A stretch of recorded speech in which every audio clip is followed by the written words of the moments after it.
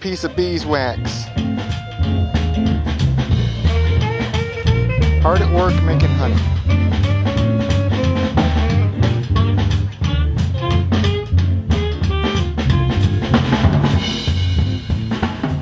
The bees are made up of 3 sections of the hive.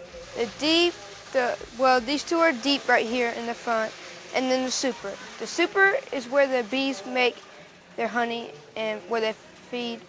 They will bring down the honey and feed the baby bees. And what we have right here is beeswax. The bees make this and have hexagon shapes inside the beehive. That's where they store honey and make the larvae grow from the queen bee. The queen bee is like the mother of all the bees in the hive. She lays close to 2,000 eggs a day.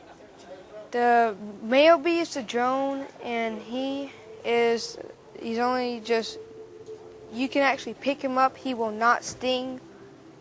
And all the other bees the hive is made up of are worker bees. And most of all these little bees crawling around here, working pretty fast, trying to either make honey, make wax, or take care of the larvae. And the larvae and pupa are the baby bees of the hive. Well, I started when I was helping my dad when I was 5, and now I'm about to turn 13, so I guess almost 8 years. Here we have some natural honey. Pure wildflower honey.